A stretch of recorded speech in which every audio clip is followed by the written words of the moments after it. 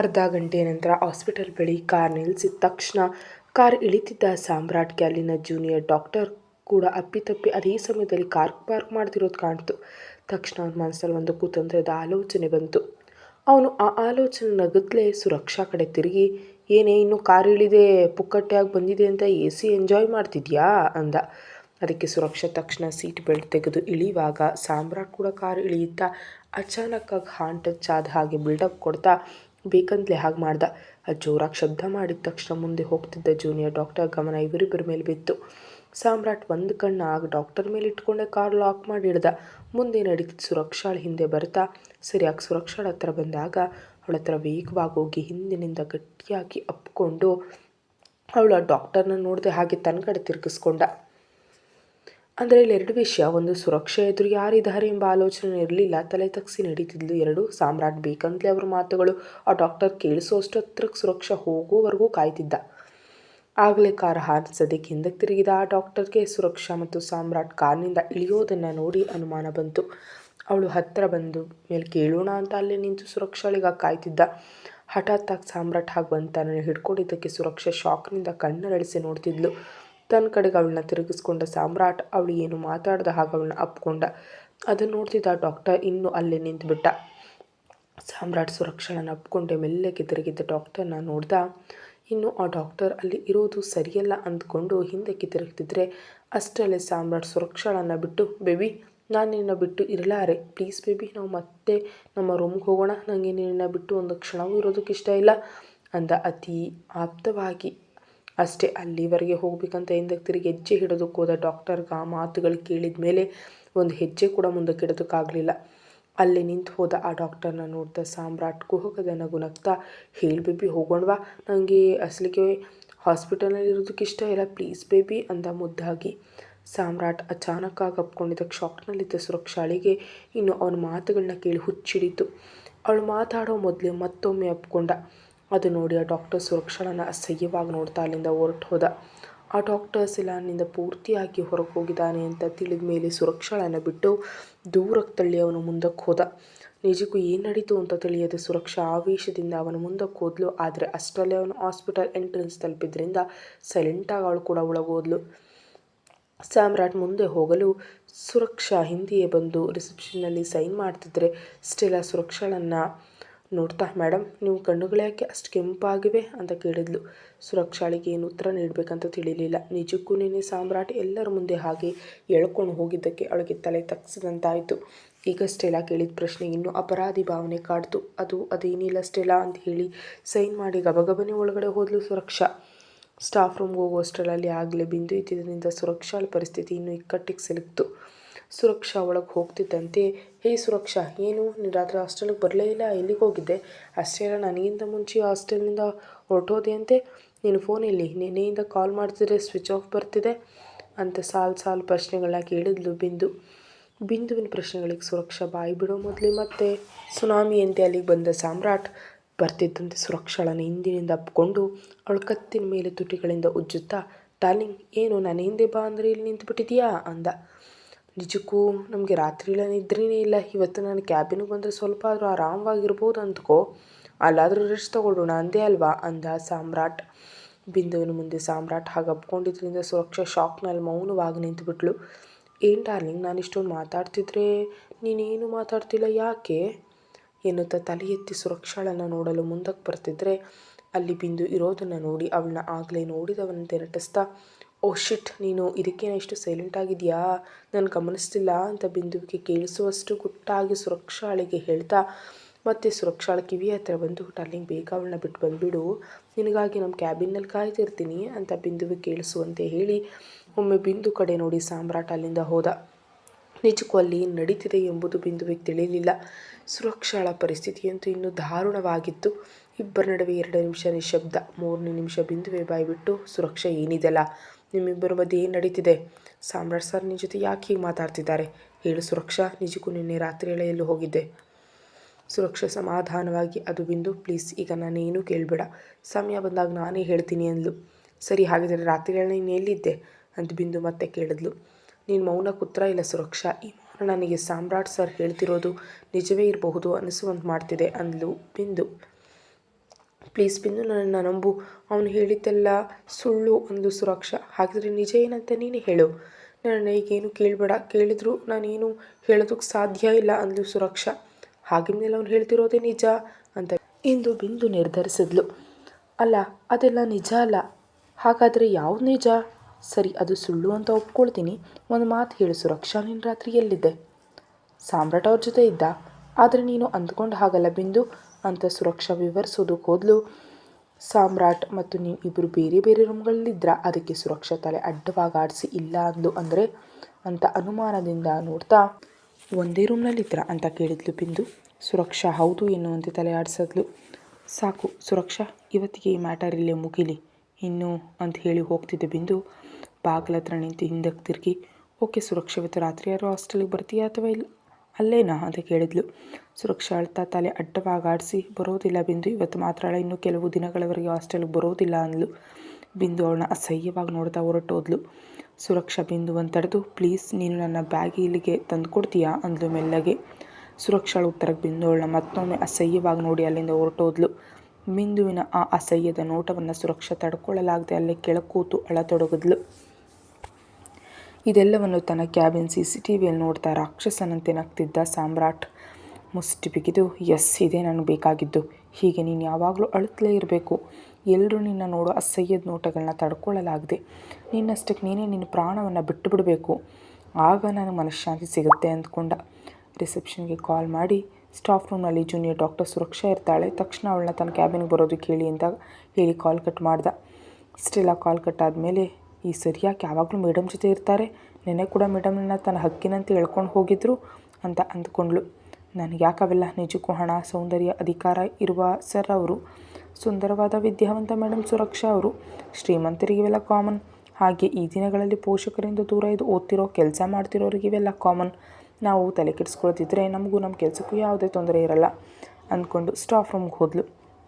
Stella ಹೋಗೋ ಹೊತ್ತಿಗೆ ಸುರಕ್ಷಾ ಹತ್ತು ಸುಸ್ತಾಗಿ ಮುಖ ತೊಳ್ಕೊಂಡು ಬಂದಿದ್ಲು. ಸುರಕ್ಷಾ, ಮೇಡಮ್ ನಿಮ್ಮನ್ನು ಸಾಮ್ರಾಟ್ ಸರ್ ಕ್ಯಾಬಿನ್ಗೆ ಬರೋದಕ್ಕೆ ಹೇಳಿದ್ದಾರೆ ಅಂದ್ಲು ಸ್ಟೆಲ್ಲಾ. ಸುರಕ್ಷಾ ಅಳ್ತಿದ್ದ ಕಾರಣ ಅವಳ ಹಣೆಯ ಮೇಲಿನ ಬೊಟ್ಟು ಬಿದ್ದೋಗಿತ್ತು. ತನ್ನ ಬ್ಯಾಗ್ನಲ್ಲಿದ್ದ ಬೊಟ್ಟು ತೆಗೆದು ಸಣ್ಣ ಕನ್ನಡಿ ನೋಡ್ತಾ ಇಟ್ಕೊಳ್ತಿದ್ಲು. ಸ್ಟೆಲ್ಲಾ ಬಂದವಳೆ ಸುರಕ್ಷಾಳನ್ನಾಗಿ ನೋಡಿ ಮನಸ್ಸಿನಲ್ಲಿ ಸುರಕ್ಷಾ ಬಗ್ಗೆ ಬೇರೆಯೇ ರೀತಿಯಲ್ಲಿ ಅಂದ್ಕೊಂಡು, ಮೇಡಮ್ ನಿಮ್ಮನ್ನು ಸಾಮ್ರಾಟ್ ಸರ್ ಕ್ಯಾಬಿನ್ ಕರೆದಿದ್ದಾರೆ ಅಂತ ಮತ್ತೆ ಹೇಳಿದ್ಲು.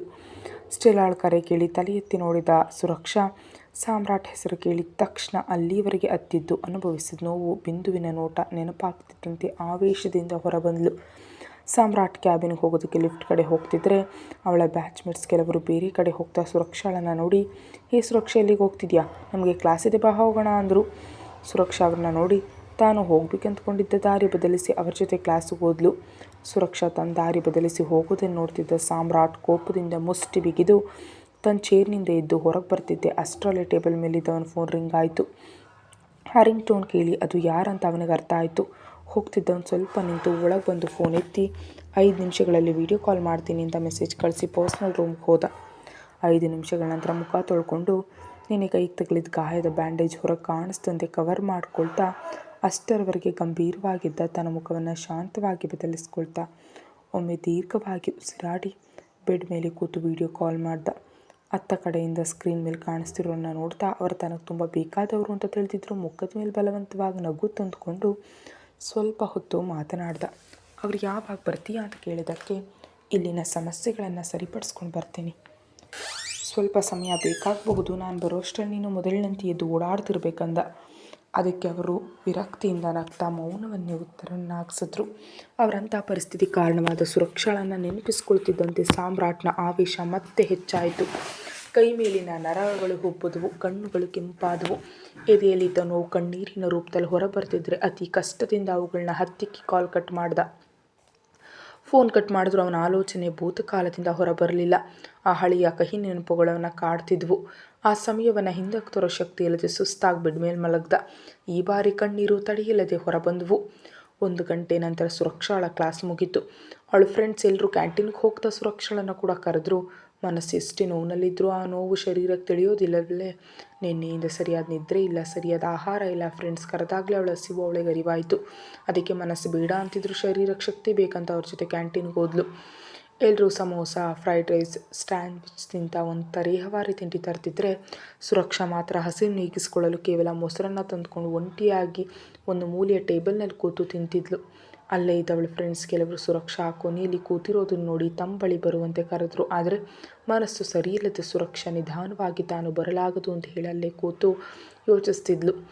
ಅಷ್ಟರಲ್ಲೇ ಸುರಕ್ಷಾಳ ಟೇಬಲ್ನಿಂದ ಸ್ವಲ್ಪ ದೂರದಲ್ಲಿ ಕೂತಿದ್ದ 4 ವಿದ್ಯಾರ್ಥಿಗಳಲ್ಲಿ ಒಬ್ಬನು ಮಾತ್ರ ಸುರಕ್ಷಾಳನ್ನು ಅತಿ ಪ್ರೀತಿಯಿಂದ ನೋಡ್ತಿದ್ದ. ಪಕ್ಕದಲ್ಲಿದ್ದವನ ಫ್ರೆಂಡ್ಸ್ ಅವನ ತಲೆಗೆ ಹೊಡಿತಾ, ಏನೋ ಹೀಗೆ ನೋಡೋದ್ರಲ್ಲೇ 4 ವರ್ಷ ಕಳೆದು ಹೋಗ್ತಿದೆ, ನಿನ್ನ ಮನಸ್ಸಿನ ಮಾತನ್ನು ಮಾತ್ರ ಸುರಕ್ಷಾಳಿಗೆ ಹೇಳೋದಕ್ಕಾಗ್ತಿಲ್ಲ, ಹಾಗಿದ್ರೆ ಕಷ್ಟ ಆರ್ಯನ್ ಅಂತ ನಗ್ನಗ್ತಾ ಹೇಳಿದ್ರು. ಆರ್ಯನ್ ನಗ್ತಾ, ಅದೇನೋ ಗೊತ್ತಿಲ್ಲ ನವೀನ್, ಪ್ರತಿ ಬಾರಿ ಹೇಳೋಣ ಅಂತ ಅವಳ ಹತ್ರ ಹೋಗ್ತೀನಿ, ಅವಳ ಅಮಾಯಕತನ ಮುಖ ನೋಡಿದ ತಕ್ಷಣ ನಾನು ಹೀಗೆ ಹೇಳೋದ್ರಿಂದ ಅವಳಿಗೆ ಎಲ್ಲಿ ತೊಂದರೆ ಆಗುತ್ತೋ ಅಂತ ಯೋಚನೆಯಿಂದ ಬಂದುಬಿಡ್ತೀನಿ.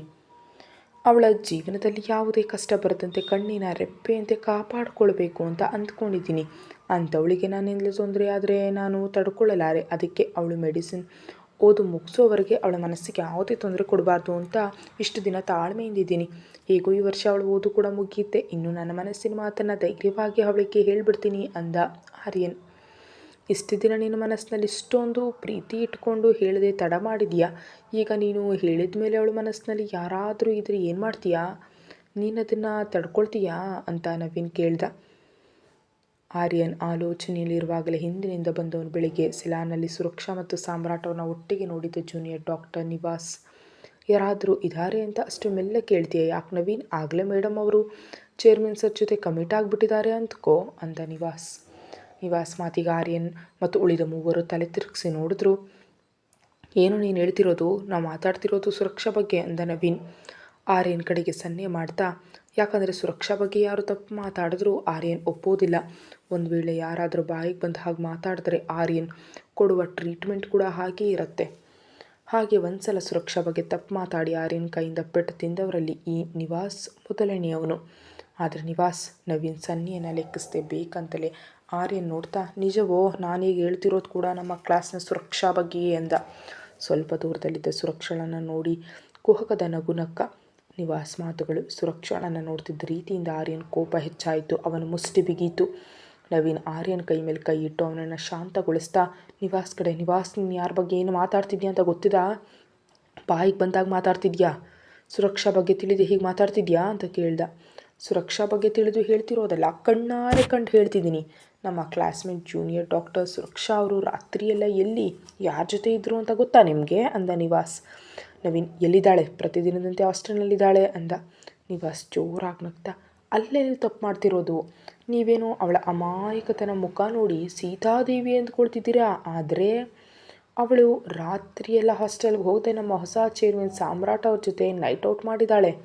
ನಾನು ಹೇಳ್ತಾ ಇರೋದು ಸುಳ್ಳು ಅನಿಸಿದ್ರೆ ಅವಳ ರೂಮ್ಮೇಟ್ ಬಿಂದುವನ್ನೇ ಕೇಳಿ ನಿಮ್ಗೆ ತಿಳಿಯುತ್ತೆ ಅಂದ ನಿವಾಸ್. ಇನ್ನು ಕೋಪ ತಡೆಯಲಾಗದೆ ಆರ್ಯನ್ ಒಮ್ಮೆಲೆ ಎದುರಿಗಿದ್ದ ಟೇಬಲ್ ಮೇಲೆ ಮುಷ್ಟಿ ಬಿಗಿದು ಜೋರಾಗಿ ಕುಟ್ದ.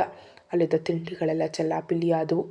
ಕ್ಯಾಂಟೀನಲ್ಲಿ ಒಮ್ಮೆಲೆ ಬಂದ ದೊಡ್ಡ ಶಬ್ದಕ್ಕೆ ಎಲ್ಲರೂ ಎದ್ದು ನಿಂತಿವರ ಕಡೆ ತಿರುಗಿ ಏನಾಗ್ತಿದೆ ಅಂತ ಕುತೂಹಲದಿಂದ ನೋಡಿದ್ರು. ಆ ಎಲ್ಲರಲ್ಲಿ ಸುರಕ್ಷಾ ಕೂಡ ಒಬ್ಬಳು.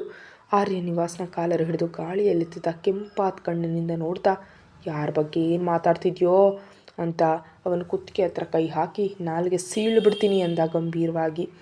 ನಾನೇನು ಸುಮ್ಮನೆ ಮಾತಾಡ್ತಿಲ್ಲ ಆರ್ಯನ್, ಅಲ್ಲಿ ನಡೆದದ್ದನ್ನು ನಾನು ಕಣ್ಣಾರೆ ನೋಡಿದ್ದೀನಿ. ರಾತ್ರಿಯೆಲ್ಲ ಸುರಕ್ಷಾ ಕೊಟ್ಟ ಸುಖವನ್ನು ಮರೆಯಲು ಆಗದ ಅವನು ಹಾಸ್ಪಿಟಲ್ಗೆ ಬಂದ ಮೇಲೂ ಅವಳನ್ನು ಬಿಡದೆ ಸಿಲ್ಲಾರ್ನಲ್ಲಿ ರಾಸಲೀಲೆ ಆಡ್ತಿರೋದನ್ನು ನಾನು ಕಣ್ಣಾರೆ ನೋಡಿದ್ದೀನಿ ಅಂದ ನಿವಾಸ್.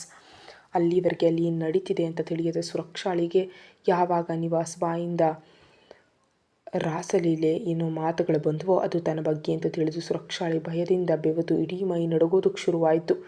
ಅವ್ರು ಹೀಗೆ ಒಬ್ರಿಗೊಬ್ರು ಕೋಪದಿಂದ ನೋಡ್ತಾ ಇರುವಾಗಲೇ ಅಲ್ಲಿಗೆ ಬಂದ ಸಾಮ್ರಾಟ್. ಅಲ್ಲಿ ಏನು ನಡೆಯುತ್ತಿದ್ರು ತನಗೆ ಸಂಬಂಧವೇ ಇಲ್ಲದಂತೆ ಸಾಮ್ರಾಟ್ ನೇರವಾಗಿ ಬಂದು ಅಲ್ಲಿ ನಿಂತಿದ್ದ ಸುರಕ್ಷಾಳ ಕೈ ಹಿಡ್ಕೊಂಡ. ಹಠಾತ್ತಾಗಿ ಬಂದು ಸಾಮ್ರಾಟ್ ಕೈ ಹಿಡಿದಿದ್ದರಿಂದ ಸುರಕ್ಷಾಳಿಗೆ ಅಲ್ಲಿವರೆಗೆ ಇದ್ದ ನೋವಿನ ಜಾಗದಲ್ಲಿ ಕೋಪ ಬಂತು. ಆದರೆ ಸಾಮ್ರಾಟ್ ಸುರಕ್ಷಾ ಕೋಪವನ್ನು ಕಿಂಚಿತ್ತು ಲೆಕ್ಕಿಸದೆ ಅವಳ ಕೈ ಹಿಡಿದು ತನ್ನ ಹತ್ರ ಎಳ್ಕೊಂಡ. ಅದನ್ನು ನೋಡ್ತಿದ್ದ ವಿದ್ಯಾರ್ಥಿಗಳೆಲ್ಲ ಶಾಕ್ ಆದರು. ನಿವಾಸ್ ಆರ್ಯನಿಂದ ತನ್ನ ಕಾಲರ್ ಬಿಡಿಸ್ಕೊಳ್ತಾ, ಈಗೇನು ಹೇಳ್ತೀಯಾ ಎನ್ನುವಂತೆ ಸಾಮ್ರಾಟ್ ಮತ್ತು ಸುರಕ್ಷಾಳನ್ನು ತೋರಿಸ್ತಾ ನಗ್ತ. ಆರ್ಯನ್ ಕೂಡ ಸಾಮ್ರಾಟ್ ಸುರಕ್ಷಾಳ ಕೈ ಹಿಡಿದಿದ್ದನ್ನು ನೋಡಿ ನಿವಾಸ್ ಮೇಲಿದ್ದ ತನ್ನ ಹಿಡಿತವನ್ನು ಸಡಿಲಗೊಳಿಸ್ದ. ಆರ್ಯನ್ ತನ್ನನ್ನು ಬಿಟ್ಟಿದ್ದನ್ನು ನೋಡಿ ನಿವಾಸ್ ಆರ್ಯನನ್ನು ನೋಡಿ, ನಾನು ಹೇಳಿದಾಗ ನಂಬಲಿಲ್ಲ, ಈಗೇನು ಹೇಳ್ತೀಯಾ ಅಂದ ಅವರಿಬ್ಬರನ್ನ ತೋರಿಸ್ತಾ. ಕೈ ಹಿಡ್ಕೊಂಡು ಮಾತ್ರಕ್ಕೆ ಅವರಿಬ್ಬರ ನಡುವೆ ಏನೋ ಇದೆ ಅಂತ ಅಂದ್ಕೊಂಡ್ರೆ ಅದು ನಿನ್ನ ಅವಿವೇಕ. ಕೈ ಹಿಡಿದವರೆಲ್ಲ ಕೆಟ್ಟರಾಗೋದಿಲ್ಲ ಅಂದ ಆರ್ಯನ್ ಇನ್ನೂ ಕೋಪದಿಂದಲೇ. ಅದಕ್ಕೆ ನಿವಾಸ್ ಹೀಯಾಳಿಸ್ದ, ಹೌದಾ, ಕೈ ಮಾತ್ರ ಹಿಡಿದ್ರೆ ಸರಿ, ಮತ್ತು ಅದಕ್ಕೇನು ಹೇಳ್ತೀಯಾ, ಅತ್ತ ನೋಡು ಅಂತ ತೋರಿಸ್ದ. ಅತ್ತ ನೋಡಿದ ಆರ್ಯನ್ಗೆ ಆಶ್ಚರ್ಯ ಆಯಿತು. ಸಾಮ್ರಾಟ್ ಸುರಕ್ಷಾಳ ಸೊಂಟದ ಮೇಲೆ ಕೈ ಹಾಕಿ ಅವಳನ್ನ ತನ್ನತ್ರ ಎಳ್ಕೊಂಡಿದ್ದ. ಅವರಿಬ್ಬರು ಅಂಟ್ಕೊಂಡೇ ಇದ್ದರು. ಪಕ್ಕದಲ್ಲಿ ಯಾರೂ ಇಲ್ಲ ಎನ್ನುವಂತೆ ಸಾಮ್ರಾಟ್ ಸುರಕ್ಷಾಳ ಮುಖದ ಮೇಲೆ ಬೀಳ್ತಿದ್ದ ಕೂದಲನ್ನ ಕಿವಿ ಹಿಂದಕ್ಕೆ ಸರಿಸುತ್ತಾ, ಏನು ಬೇಬಿ, ಕ್ಯಾಬಿನ್ಗೆ ಬಾ ಅಂದರೆ ಇಲ್ಲಿ ಏನು ಮಾಡ್ತಿದ್ಯಾ ಅಂದ. ನಾನೇನು ನಿನಗಾಗಿ ಬೆಳಿಗ್ಗೆಯಿಂದ ನಮ್ಮ ಕ್ಯಾಬಿನಲ್ಲೇ ಕಾಯ್ತಿದ್ರೆ ನೀನು ನನಗೆ ಹೇಳದೆ ಇಲ್ಲಿ ಊಟ ಮಾಡ್ತಿದ್ಯಾ? ಮತ್ತು ನನ್ನ ಹಸುವಿನ ಕಥೆ ಏನು ಬೇಬಿ, ನೀನಿಲ್ಲದೆ ನಾನು ಹೇಗೆ ತಿಂತೀನಿ ಹೇಳು ಅಂದ ಸಾಮ್ರಾಟ್ ಮಾತುಗಳಿಗೆ ಸುರಕ್ಷಾ ಅವನನ್ನು ಅಸಹ್ಯವಾಗಿ ನೋಡ್ತಾ ತನ್ನ ಸೊಂಟದ ಮೇಲಿದ್ದವನ ಕೈಯನ್ನು ಬಿಡಿಸ್ಕೊಳ್ಳೋದಕ್ಕೆ ಪ್ರಯತ್ನ ಪಡ್ತಿದ್ಲು. ಅದನ್ನು ಗಮನಿಸಿದ ಸಾಮ್ರಾಟ್ ತನ್ನ ಮುಖವನ್ನು ಅವಳ ಕಿವಿಯ ಹತ್ತಿರ ತಂದು, ಅನವಶ್ಯಕವಾಗಿ ಇಲ್ಲಿ ಏನಾದರೂ ಸೀನ್ ಕ್ರಿಯೇಟ್ ಮಾಡಿದ್ರೆ ಅದಕ್ಕೆ ನಾನು ಉತ್ತರ ಹೇಗೆ ಕೊಡಬಲ್ಲೆ ಅಂತ ನಿನಗೆ ಗೊತ್ತು ಅಂದ್ಕೊಂಡಿದ್ದೀನಿ ಅಂತ ಅವಳ ತುಟಿಗಳನ್ನೇ ನೋಡ್ತಾ ಮಾತಾಡಿದ ಸಾಮ್ರಾಟ್ ಏನು ಹೇಳ್ತಿದ್ದಾನೆ ಅಂತ ಅರ್ಥ ಮಾಡಿಕೊಂಡ ಸುರಕ್ಷಾ ಅವನ ವರ್ತನೆಗೆ ಅಸಹ್ಯಗೊಂಡು ತಲೆ ತಿರುಗಿಸಿದ್ಲು. ಎಲ್ಲರೂ ತಮ್ಮನ್ನೇ ನೋಡ್ತಾ ಇರೋದನ್ನು ಕಂಡು ಮೌನವಾಗಿ ತಲೆ ತಗ್ಸಿದ್ಲು. ಸಾಮ್ರಾಟ್ ಗೆಲುವಿನ ನಗು ನಗ್ತಾ ಅವನಂತೆ ಬಿಟ್ಟು ಮತ್ತೆ ಸೊಂಟದ ಮೇಲೆ ಕೈ ಹಾಕಿ ಹೇಳ್ಕೊಂಡು, common baby, let's go, I am two ಹಂಗ್ರಿ ಅಂತ ಅವಳನ್ನೇ ತೀಕ್ಷ್ಣವಾಗಿ ನೋಡ್ತಾ ಹೇಳ್ದ. ಸುರಕ್ಷಾ ತಾನು ತಿಂತಿದ್ದ ಪ್ಲೇಟ್ನಲ್ಲಿ ಕೈ ತೊಳ್ಕೊಂಡು, ದಟ್ಸ್ ಮೈ ಬೇಬಿ ಅನ್ನುತ್ತಾ ಯಾರನ್ನು ಲೆಕ್ಕಿಸ್ತಾ ಅವಳನ್ನ ಕರ್ಕೊಂಡು ಹೋದ ಸಾಮ್ರಾಟ್ ಜೊತೆ ಮೌನವಾಗಿ ತಲೆ ತಗ್ಸಿ ಹೋಗ್ತಿದ್ದ ಸುರಕ್ಷಾ ಬಗ್ಗೆ ಅಲ್ಲಿ ನೋಡ್ತಿದ್ದವರೆಲ್ಲರೂ ತಮಗೆ ಇಷ್ಟ ಬಂದ ಹಾಗೆ ಮಾತಾಡತೊಡಗಿದ್ರು. ಸಾಮ್ರಾಟ್ ಹಿಂದೆ ಹೋಗ್ತಿದ್ದ ಸುರಕ್ಷಾಳನ್ನು ನೋಡ್ತಿದ್ದ ಆರ್ಯನ್ಗೆ ಮಾತ್ರ ಪ್ರಾಣ ಹೋಗುವಂಥ ಅನುಭವ ಆಯಿತು. ಅವನ ಅರಿವಿಗೆ ಬಾರದೆ ಕಣ್ಣೀರು ಸುರಿಯಿತು. ಆದರೆ ಅವನ ಮನಸ್ಸು ಮಾತ್ರ ಇದನ್ನು ನಂಬೋದಕ್ಕೆ ಸಿದ್ಧ ಇರಲಿಲ್ಲ. ಸುರಕ್ಷಾ ಅವನನ್ನು ಪ್ರೀತಿಸ್ತಿದ್ದಾಳೆ ಅನ್ನೋದನ್ನು ಅವನಿಗೆ ಯಾಕೋ ನಂಬೋದಕ್ಕೂ ಸಾಧ್ಯ ಇರಲಿಲ್ಲ. ಯಾಕಂದರೆ ಸಾಮ್ರಾಟ್ನನ್ನು ನೋಡ್ತಿದ್ದ ಸುರಕ್ಷಾಳ ಕಣ್ಣುಗಳಲ್ಲಿ ಅಪಾರವಾದ ಕೋಪ ಇತ್ತೇ ಹೊರತು ಸ್ವಲ್ಪವೂ ಪ್ರೀತಿ ಕಾಣಲಿಲ್ಲ. ಕಣ್ಣೀರನ್ನು ಹೊರಿಸ್ಕೊಳ್ಳದೆ ಅಲ್ಲಿಂದ ಹೋಗ್ತಿದ್ದ ಆರ್ಯನನ್ನು ನವೀನ್ ತಡೀಲಿಲ್ಲ. ಯಾಕಂದರೆ ಆರ್ಯನ ಮನಸ್ಸಿಗೆ ಎಷ್ಟು ನೋವಿನಲ್ಲಿದೆ ಅಂತ ನವೀನಿಗೆ ತಿಳಿದಿತ್ತು. 4 ವರ್ಷ ಪ್ರಾಣಕ್ಕಿಂತ ಹೆಚ್ಚಾಗಿ ಪ್ರೀತಿಸಿದ ಹುಡುಗಿ ಹೀಗೆ ಬೇರೆಯವ್ರ ಜೊತೆ ಆಪ್ತವಾಗಿದ್ದರೆ ಯಾರಿಗೆ ತಾನೇ ತಡ್ಕೊಳ್ಳೋದಕ್ಕೆ ಸಾಧ್ಯ ಅಂತ ನವೀನ್ ಯೋಚಿಸ್ದ. ಹೋಗ್ತಿದ್ದ ಆರ್ಯನ್ ಭುಜದ ಮೇಲೆ ಕೈ ಹಾಕಿ, ಏನು ಆರ್ಯನ್, ಇವಾಗಲಾದರೂ ನಂಬ್ತೀಯಾ ಅಂದ ನಿವಾಸ್. ನೀನು ನನ್ನ ಫ್ರೆಂಡ್ ಅಂತ ಹೇಳ್ತಿದ್ದೀನಿ, ಇವಾಗ ನೀನು ಇದನ್ನೇ ನೋಡಿ ಇಷ್ಟು ನೋವು ಪಡ್ತಿದ್ಯಾ? ನಾನು ಬೆಳಗ್ಗೆ ಪಾರ್ಕ್ನಲ್ಲಿ ಇದಕ್ಕಿಂತ ಕೆಟ್ಟದನ್ನೇ ನೋಡಿದ್ದೀನಿ ಮತ್ತು ಕೇಳಿದ್ದೀನಿ. ನೀನು ಸೀತಾದೇವಿ ಅಂದ್ಕೊಂಡಿದ್ದ ಸುರಕ್ಷಾಳ ನಿಜವಾದ ರೂಪ ಇದು. ಅದಕ್ಕೆ ಹೇಳ್ತಿದ್ದೀನಿ, ಅರ್ಥ ಮಾಡ್ಕೊ. ಇಂದಿನ ದಿನಗಳಲ್ಲಿ ಹುಡುಗಿಯರೆಲ್ಲ ಹೀಗೇ ಇದ್ದಾರೆ. ಸ್ವಲ್ಪ ಹಣವಂತರನ್ನು ನೋಡಿದ್ರೆ ಸಾಕು, ಅವನನ್ನು ಹೇಗೆ ತಮ್ಮ ಹಿಂದೆ ತಿರುಗಿಸ್ಕೊಳ್ಬೇಕು, ತಮ್ಮ ಅವಶ್ಯಕತೆಗಳಿಗೆ ಹೇಗೆ ಬಳಸ್ಕೊಳ್ಬೇಕು ಅಂತ ಪಕ್ಕಾ ಪ್ಲ್ಯಾನ್ ಇಟ್ಕೊಂಡಿರ್ತಾರೆ. ಇದಕ್ಕೆ ಸುರಕ್ಷೆ ಏನು ಹೊರತಲ್ಲ, ಅವಳು ಕೂಡ ಎಲ್ಲರಂತೆ ಹುಡುಗಿ. ನಮ್ಮಂಥ ಮಿಡಲ್ ಕ್ಲಾಸ್ ಅವರು ಪ್ರೀತಿ ಮಾಡಿದವರು ಕಾಣಿಸೋದಿಲ್ಲ. ಅವ್ರಿಗೆ ತಕ್ಕಂಥವ್ರು ಸಿಗೋವರೆಗೂ ಎಲ್ಲರೂ ಸೀತಾದೇವಿಯವರೇ. ಒಮ್ಮೆ ಅವರ ಅವಶ್ಯಕತೆ ಪೂರೈಸೋರು ಸಿಕ್ಕರೆ ಆಮೇಲೆ ಅವರ ನಿಜ ಬಣ್ಣ ಬಯಲಾಗುತ್ತೆ. ನಿನ್ನನ್ನು ನೋಯಿಸೋದು ನನ್ನ ಉದ್ದೇಶ ಅಲ್ಲ ಆರ್ಯನ್. ನೀನು ನನ್ನ ಫ್ರೆಂಡ್ ಅಂದ್ಕೊಳ್ತಿದ್ರು, ನಾನು ನಿನ್ನನ್ನು ಫ್ರೆಂಡ್ ಅಂತ ಅಂದ್ಕೊಂಡಿದ್ದೀನಿ. ಅದಕ್ಕೆ ನಿನಗೆ ಸುರಕ್ಷಾ ಬಗ್ಗೆ ನಿಜ ಹೇಳೋದಕ್ಕೆ ಬಂದೆ. ಆದರೆ ನಾನು ಪೂರ್ತಿ ಹೇಳೋ ಮೊದಲೇ ಅವಳ ನಿಜ ಬಣ್ಣ ಬಯಲಾಯಿತು. ಈಗಲಾದರೂ ಅವಳನ್ನ ಮರೆತು ಬಿಡು ಅಂದ ನಿವಾಸ್.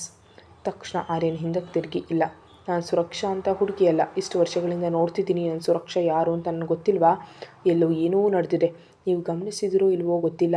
ಸಾಮ್ರಾಟ್ ಸರ್ ನೋಡಿದಾಗ ಸುರಕ್ಷಾ ಕಣ್ಣಲ್ಲಿ ಯಾವುದೇ ಇಷ್ಟ ಅಥವಾ ಪ್ರೀತಿ ಕಾಣಲಿಲ್ಲ. ಕೇವಲ ಭಯ ಮತ್ತು ನೋವು ಮಾತ್ರ ಸ್ಪಷ್ಟವಾಗಿ ಕಾಣಿತು. ಸುರಕ್ಷಾ ಬಗ್ಗೆ ನೀನು ಅಂದ್ಕೊಂಡಿರೋದು ತಪ್ಪು ಅಂತ ನಾನು ಸಾಬೀತು ಮಾಡ್ತೀನಿ ಅಂತ ಆವೇಶದಿಂದ ಹೊರಬಂದ ಆರ್ಯನ್. ಆದರೆ ಅಷ್ಟರಲ್ಲಿ ಸಾಮ್ರಾಟ್ ಸುರಕ್ಷಾಳನ್ನು ಕರ್ಕೊಂಡು ಹೋಗಿದ್ದರಿಂದ ಅವಳು ಎಲ್ಲಿಯೂ ಕಾಣಿಸಲಿಲ್ಲ. ಎಲ್ಲಿಗೆ ಹೋಗಿರ್ಬೋದು ಅಂತ ಯೋಚಿಸ್ತಿದ್ದ ಆರ್ಯನ್ಗೆ ಸುರಕ್ಷಾಳ ಮುಖ ನೆನಪಾಯಿತು. ಹೌದು, ಸುರಕ್ಷಾ ಖಂಡಿತ ಯಾವುದೋ ನೋವಿನಲ್ಲಿದ್ದಾಳೆ. ಒಂದು ವೇಳೆ ಸಾಮ್ರಾಟ್ ಸರ್ ಅವಳಿಗೆ ತೊಂದರೆ ಕೊಡ್ತಿದ್ದಾರಾ? ಅವಳು ಅಷ್ಟು ಹೆದರ್ತಿರೋದು ಯಾಕೆ ತಿಳ್ಕೊಳ್ಬೇಕು. ಆ ವಿಷಯವನ್ನು ಹೀಗೆ ಬಿಟ್ಟರೆ ಸುರಕ್ಷಾ ಇನ್ನೂ ಕಷ್ಟಕ್ಕೆ ಸಿಲುಕ್ತಾಳೆ. ಇವಾಗಲೇ ಅವಳನ್ನು ಕೇಳಬೇಕು ಅಂದ್ಕೊಂಡು ಸಾಮ್ರಾಟ್ ಚೇಂಬರ್ ಇರೋ ಫ್ಲೋರ್ಗೆ ವೇಗವಾಗಿ ಹೋದ ಆರ್ಯನ್. ಸಾಮ್ರಾಟ್ ಚೇಂಬರ್ ಇರೋ ಆ ಫ್ಲೋರ್ಗೆ ಬಂದಾಗ ಆರ್ಯನ್ ಮನಸ್ಸಿನಲ್ಲಿ ಸುರಕ್ಷಾ ಬಗ್ಗೆ ಭಯ ಇನ್ನೂ ಹೆಚ್ಚಾಯಿತು. ಆದರೆ ಹಿಂದೆ ಸರಿಯದೆ ಆವೇಶದಿಂದ ಸಾಮ್ರಾಟ್ ಚೇಂಬರ್ ಬಾಗಿಲನ್ನು ಅವನ ಅನುಮತಿಯೇ ಇಲ್ಲದೆ ತೆರೆದ. ಬಾಗಿಲು ತೆರೆದಾಗ ಕಣ್ಣೆದುರು ಸುರಕ್ಷಾಳನ್ನು ತನ್ನ ಮಡಿಲಲ್ಲಿ ಕೂರಿಸ್ಕೊಂಡು ಅವಳ ಸೊಂಟದ ಮೇಲೆ ಕೈ ಹಾಕಿ ಬಿಗಿದಪ್ಪಿ ಅವಳ ಹೆಗಲ ಮೇಲೆ ತಲೆ ಇಟ್ಟು ಏನು ಮಾತಾಡ್ತಿದ್ದ ಸಾಮ್ರಾಟ್ ಮತ್ತು ಅವನಿಗೆ ಊಟ ಮಾಡಿಸ್ತಿದ್ದ ಸುರಕ್ಷಾಳನ್ನು ನೋಡಿ ಆರ್ಯನ್ ಅಲ್ಲೇ ಸ್ತಬ್ಧನಾದ. ಅದನ್ನು ಕಂಡು ಆರ್ಯನ್ ಹೆಜ್ಜೆಗಳಲ್ಲೇ ನಿಂತವು. ಬಾಗಿಲು ತೆರೆದ ಸದ್ಯಕ್ಕೆ ತಿರುಗಿದ ಸುರಕ್ಷಾ ಬೆದರಿ ನೋಡ್ತಿದ್ರೆ ಸಾಮ್ರಾಟ್ ಕಣ್ಣಲ್ಲಿ ಕಿಡಿ ಹಾರ್ತಿದ್ವು. ಹೂ ಆರ್ ಯು ಅಂತ ಕೋಪದಿಂದ ಕೇಳಿದ ಸಾಮ್ರಾಟ್. ಆದರೆ ಆರ್ಯನ್ ಕಣ್ಣುಗಳು ಸುರಕ್ಷಾಳನ್ನು ನೋಡ್ತಿದ್ವು. ಸಾಮ್ರಾಟ್ ಅವಳನ್ನ ಇನ್ನು ಬಿಗಿಯಾಗಿ ಅಪ್ಕೊಂಡ. ಹೂ ಆರ್ ಯು ಅಂತ ಗಂಭೀರ ಧ್ವನಿಯಲ್ಲಿ ಮತ್ತೆ ಕೇಳಿದ. ಸುರಕ್ಷಾ ಅಂತ ಅಷ್ಟೇ ಅಂದ ಆರ್ಯನ್. ಆರ್ಯನ್ ಕಣ್ಣುಗಳಲ್ಲಿ ಸುರಕ್ಷಾ ಬಗ್ಗೆ ಪ್ರೀತಿ ಸ್ಪಷ್ಟವಾಗಿ ಕಂಡಿದ್ದರಿಂದ ಸಾಮ್ರಾಟ್ ಅವನ ಬಗ್ಗೆ ಒಂದು ಅಂದಾಜಿಗೆ ಬಂದ. ಸುರಕ್ಷಳನ್ನ ನೋಡಿ ನಗ್ತಾ, ಬೇಬಿಯು ನೀನು ಗೊತ್ತಾ ಅಂದ. ಸುರಕ್ಷಾ ಕಣ್ಣಲ್ಲಿ ನೀರು ತುಂಬಿತು. ಮೌನವಾಗಿ ತಲೆ ತಗ್ಸಿ ಹೌದು ಅಂತೆ ತಲೆ ಆಡಿಸಿದ್ಲು. ಓ ಹೌದಾ, ಇಟ್ಸ್ ಓಕೆ ಬೇಬಿ, ಆದರೆ ನಮ್ಮ ಪರ್ಸ್ನಲ್ ಸ್ಪೇಸ್ನಲ್ಲಿ ಹೀಗೆ ಡಿಸ್ಟರ್ಬ್ ಮಾಡೋದು ನನಗೆ ಇಷ್ಟ ಆಗಲ್ಲ. ಅವನನ್ನು ಹೋಗೋದು ಕೇಳು ಅಂದ ಸಾಮ್ರಾಟ್. ಕತೆ ಮುಂದುವರಿಯುತ್ತೆ. ಹೆಚ್ಚಿನ ವಿಡಿಯೋಗಾಗಿ ಚಾನಲ್ಗೆ ಮೆಂಬರ್ಶಿಪ್ ತಗೊಳ್ಳಿ.